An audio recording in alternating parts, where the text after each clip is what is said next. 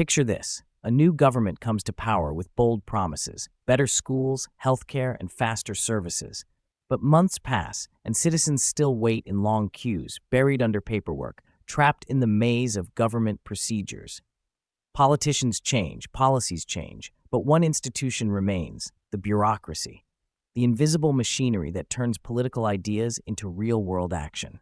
And in the 21st century, this machinery is being reimagined for the digital era. Welcome back to the Learning Studio. You're watching our political science series, and in today's lecture, we'll explore bureaucracy and administrative reforms, why the efficiency of governance depends not only on good laws, but on how effectively they are implemented. We'll see how bureaucracies evolved, what challenges they face today, and how digital transformation and reform can make governments more citizen-friendly. And don't forget, in our next episode, we'll discuss public sector and governance challenges, examining how states manage public enterprises, efficiency, and accountability in a changing world.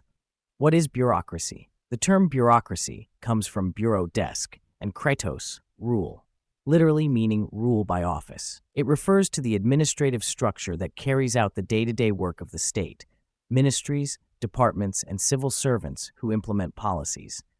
The famous sociologist Max Weber described bureaucracy as the most efficient form of organization, based on hierarchy, rules, and merit. He argued that unlike monarchies or feudal systems, bureaucracies ensure impersonality, competence, and continuity. The double-edged sword. While bureaucracy brings stability and expertise, it also faces criticism for red tape, excessive rules and slow decision-making, rigid hierarchy, discouraging innovation, lack of accountability. Bureaucrats often operate behind closed doors. This tension between efficiency and accountability lies at the heart of modern administrative reform. Administrative reforms, the need for change. In today's fast-changing world, old bureaucratic models can't keep up. Citizens expect faster services, digital access, and transparency. That's where administrative reforms come in.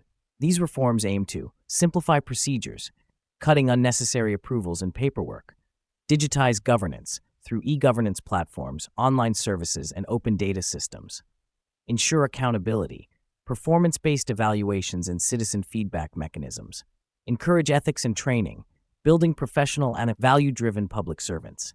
Examples around the world. India's e-governance mission brought government services online, making administration more accessible and transparent.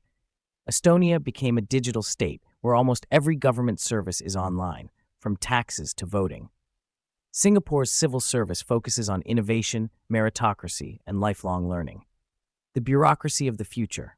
The future of governance is smart, transparent, and citizen-centric. Artificial intelligence, data analytics, and automation are transforming how governments function.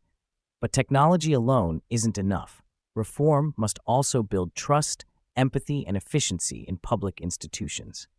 The strength of any democracy lies not just in its leaders, but in its administration. Bureaucracy is the spine of governance.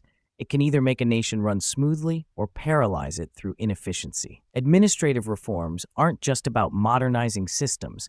They're about reimagining governance itself for the people. And that's today's lecture on bureaucracy and administrative reforms, where the old pillars of government meet the new realities of the digital age. In our next episode, we'll explore public sector and governance challenges, looking at how governments manage public enterprises, efficiency, and accountability in a rapidly changing economy. This is the Learning Studio, where learning never stops.